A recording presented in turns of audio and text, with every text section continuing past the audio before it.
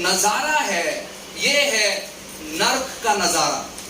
यानी नर्क एक ऐसा भयंकर जगह है जहां पर किसी भी प्रकार का समय नहीं होता है एक व्यक्ति को विश्राम करने के लिए। नर्क एक ऐसा भयानक जगह है जहां पर एक बार अगर इंसान चले गया तो वो अनंत काल से अनंत काल तक तड़पता रहेगा और उसे थोड़ा सा भी चैन नहीं मिलेगा। हम कहते हैं अरे यार बहुत गर्मी हो रहा है, हम थोड़ा सा ठंडा पानी पी लेते कि हमारा जी शांत हो जाए। तो नर्क में ऐसा कोई भी पानी का बूंद नहीं है जहां पर जी शांत हो सकता है। वो इतना भयंकर है, वो इतना कठिन है, ऐसा लिखा गया कि वहां पर कोई चैन नहीं है, वहां पर किसी भी प्रकार की शांति नहीं है। वो बहुत खतरनाक जगह है। और ऐसा लिखा गया है उनकी पीड़ा का धुआं युगान युग उठता रहेगा। जिस व्यक्ति को पीड़ा होता है, आपसे कहना चाहता हूं ना, हमने पीड़ा का धुआं कभी देखा नहीं है। पीड़ा होता है, दर्द होता है, हम चीखते चिल्लाते, लेकिन लिखा गया है कि वो ऐसा पीड़ा होगा मानो कि वो आग में जलते रहेंगे, वो धुआं उनके शरीर से निकलेगा लेकिन वो भस्म नहीं होंगे, वो लगातार तौर पर जलते रहेंगे। और ऐसा भयंकर वो जगह है। अब मैं क्यों उस जगह के बारे में बात कर रहा हूं? क्योंकि परमेश्वर ने, आप जितने भी महिलाएं यहां पर बैठे हैं, आपको एक बहुत बड़ा काम दिया गया है। मुझे लगता है कि शायद आप ये पहली बार सुनते होंगे, क्योंकि मैं जब इस सभा के लिए प्रार्थना कर रहा था, मैंने भी पहली बार, हालांकि मैंने काफी बार उस वचन को पढ़ा, लेकिन पहली बार परमेश्वर ने उस वचन से मुझसे बातें की। बहुतायत बार लोगों को लगता है कि महिलाएं जो है वो सेवकाई नहीं करना चाहिए, महिलाएं जो है वो प्रचार नहीं करना चाहिए, महिलाएं जो है वो चर्च नहीं लेना चाहिए, वो पास्टर नहीं हो सकते। ऐसे बहुत सारे लोग हैं जो इन चीजों का विरोध करते हैं। आपने सुना भी होगा बहुत सारे लोगों का, आपको ये नहीं करना है, आपको वो नहीं करना है, बहुत सारा चीज। लेकिन आपको मालूम है बाइबल आपके बारे में बहुत खूबसूरत तौर पर कहता है। बाइबल में इंसानों के बारे में अगर पहली भविष्यवाणी किसके ऊपर हुई है तो वो है महिलाओं के ऊपर। आइए वचन निकालते हैं। उत्पत्ति की किताब अध्याय 3, उत्पत्ति की किताब अध्याय 3,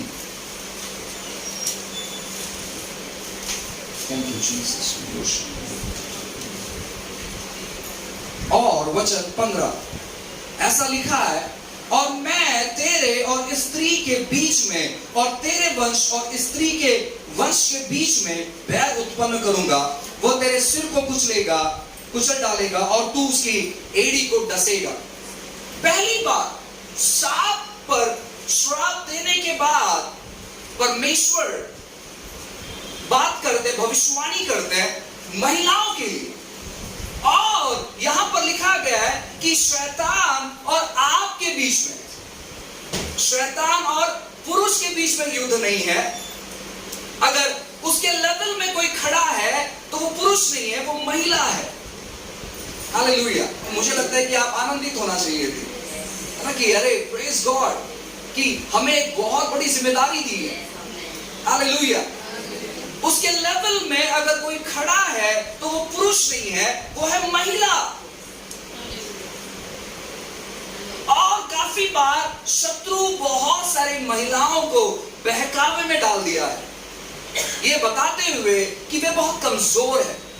सरकार की तरफ से महिलाओं के लिए बहुत सारी सुविधाएं हैं और सरकार को ऐसा लगता है कि महिलाएं बहुत सारी कमजोर है, लेकिन महिलाएं कमजोर नहीं है। महिलाएं जो है वो पुरुष से भी ज्यादा ताकत रखती है। वो भावनात्मक तौर पर कमजोर है, लेकिन जो पीड़ा महिला सहन कर सकती है वो पीड़ा पुरुष सहन नहीं कर सकता है। जो क्षमता महिलाओं के अंदर है वो क्षमता पुरुषों के अंदर नहीं है। इसीलिए शत्रु ने क्या किया मालूम है? शत्रु ने महिला को अपने झांसे में फंसाया। उसको मालूम है अगर मैं इस महिला को फंसा दूंगा तो मैं बहुत आसान तौर पर सृष्टि पर जय प्राप्त कर सकता हूं। और इसीलिए उसने क्या किया? उसने उस महिला को बहलाकर फुसलाकर अपनी चालबाजी से उसे फंसाया, उसे धोखा दिया। और परमेश्वर ने भी भविष्यवाणी की कि मैं भी महिला का ही इस्तेमाल करूंगा उस उसके सर को कुचलने के लिए। हालेलुया। और यहाँ पर भविष्यवाणी होती है यीशु मसीह के बारे में कि आपके जरिए कैसे प्रभु यीशु मसीह इस दुनिया में आएंगे और वो उस सांप के, उस शैतान के सर को कुचलेंगे। अब ये आपका युद्ध है। जैसे कि मैंने आपको बताया कि नरक एक ऐसा भयंकर जगह है जहां पर लिखा गया है वो धनी व्यक्ति नरक में जाने के बाद वो प्रार्थना करता है कि एक बूंद पानी के लिए, एक बूंद पानी के लिए। और वहां पर सोचो कितनी पीड़ा है। और हमें ये लगता है कि हम बहुत कमजोर हैं, हमारे पास परिवार है, हमारे पास जिम्मेदारी है, और यह चीज है, वह चीज है, हमें अपने घर गृहस्थी संभालनी है, हम कैसे सेवा कर सकते हैं। मैं आपको कहना चाहता हूं कि शत्रु आपको फंसा रहा है और उसी की वजह से हम परिवर्तन नहीं देख पा रहे। जिस दिन आप जागृत हो जाओगे, ये समझोगे कि परमेश्वर ने किस प्रकार आपको चुना है, किस प्रकार आपको अभिषेकित किया है, आप किसी भी प्रकार की गलत चीजों में शामिल नहीं होंगे, लेकिन आप परमेश्वर के साथ सहभागी हो जाओगे परमेश्वर के राज्य को आगे बढ़ाने के लिए। प्रभु यीशु मसीह के जी उठने की खबर उनके चेलों ने नहीं फैलाया, महिलाओं ने फैलाया। हालेलुया। बेदारी अगर बाइबल में आई है, आप पढ़कर देखिएगा, लिखा गया है कि जब उस कुएं के पास उस शमूनी स्त्री का मुलाकात प्रभु यीशु मसीह के साथ होता है तो वो जाकर पूरे अपने गांव को इकट्ठा कर देती है। यीशु मसीह के पास उस पूरे गांव को लेकर आके, वो पहला रिवाइवल है बाइबल का, और वो लाया था महिलाओं ने। आप जिस समस्या में है, जिस दुविधा में है, जिस दिक्कती में आप डूबे हुए हैं, मैं आपको बताना चाहता हूं वहां से आपके फोकस को, आपके नजर को हटाना है और परमेश्वर की बातों पर लगाना है। परमेश्वर इन दिनों में आपसे बहुत सारी चीजों को चाहता है। परमेश्वर आपके जीवन में बहुत सारी चीजों करना चाहता है और शत्रु भी गंभीर है आपको फंसाने के लिए।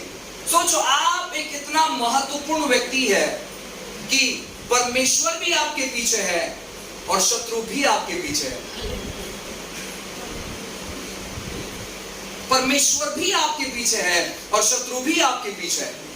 शत्रु को मालूम है अगर इस महिला ने जो वृक्ष लगाया गया है, उन पेड़ में से एक पेड़ का नाम था जीवन देने वाला पेड़। एक तो पेड़ था जो भले और बुरे का ज्ञान देता है, लेकिन दूसरा पेड़ था जहां पर वो पेड़ जीवन का पेड़ था। और मैं आपसे कहना चाहता हूं कि शत्रु को मालूम था कि अगर ये महिला जीवन के पेड़ से खा लेगी तो मैं अपने राज्य को आगे नहीं बढ़ा पाऊंगा। इसलिए उसने बहुत जल्दी, आदम उस पेड़ के पास पहुंचने से पहले उसने क्या किया मालूम है क्या? उसने महिला को बहकाकर वो फल को खिला दिया। परमेश्वर चाहते हैं आपके जीवन में कि वो आपका इस्तेमाल करें। परमेश्वर चाहते हैं कि आप उनके बातों पर ध्यान दें। परमेश्वर चाहते हैं अगर आप कोई गलत चीजों में है, आप कोई गलत रिश्तों में, उन सारे बंधनों को आज आप तोड़ दें, क्योंकि परमेश्वर आपके द्वारा बहुत सारी चीजों करने पर, जो व्यक्ति इन चीजों को गंभीर तौर पर लेगा, आपसे कहना चाहता हूं कि प्रभु उनका अद्भुत तौर पर इस्तेमाल करेगा। महिलाएं साधारण नहीं है, आप साधारण नहीं हो। अपने पड़ोस वाले से कहें कि आप साधारण नहीं है।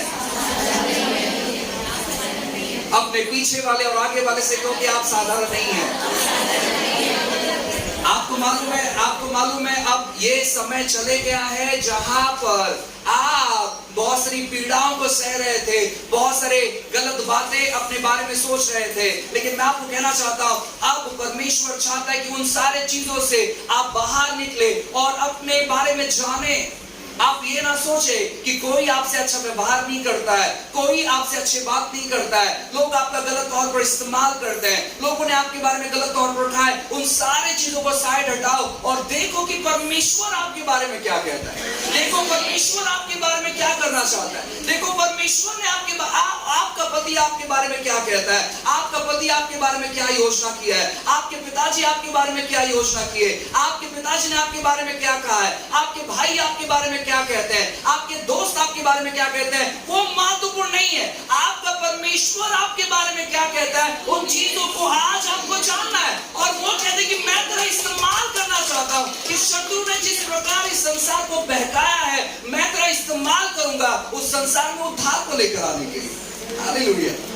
एक आश्चर्यचकित की बात है कि परमेश्वर ने पुरुष से वाचा नहीं बांधा कि मैं तेरा इस्तेमाल करूंगा उसके सर को कुचलने के लिए, लेकिन उसने वाचा बांधा उस महिला से, उस पहली महिला से।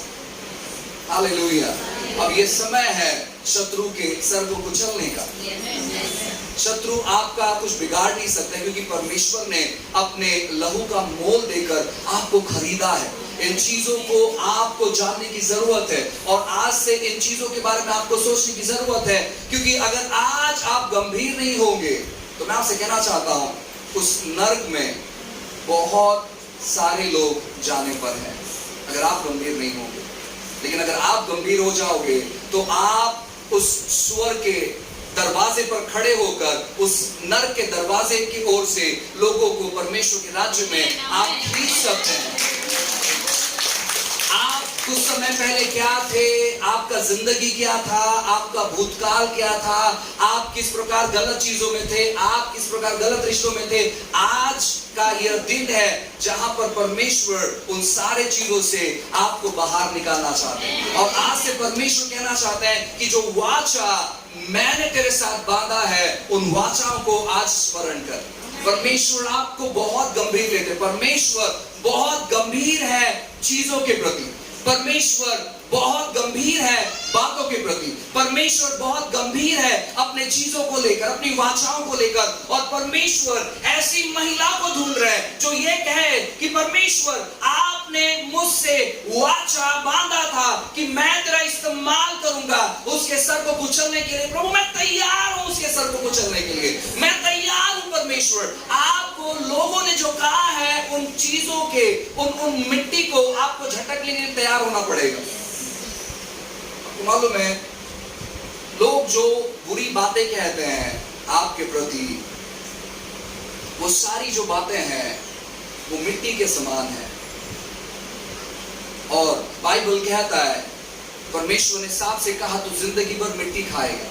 अगर आप उस मिट्टी को एक्सेप्ट कर लेते हैं तो आप शत्रु के आहार बन जाते, खाना बन जाते। बहुत सारी महिलाएं उन्होंने क्या किया मालूम है, जब लोगों ने कहा कि देखो बाइबल में ये कहां पर लिखा है, बाइबल में वो कहां पर लिखा है, वो निराश हो गए, वो टूट गए, वो बेचैन हो गए, वो कंफ्यूज हो गए, और उन्होंने कहा शायद हम सेवा नहीं कर सकते। और वो सेवा भी करते हैं तो बिना प्रभाव के करते हैं, क्योंकि उनके पास बहुत सारा प्रश्न है।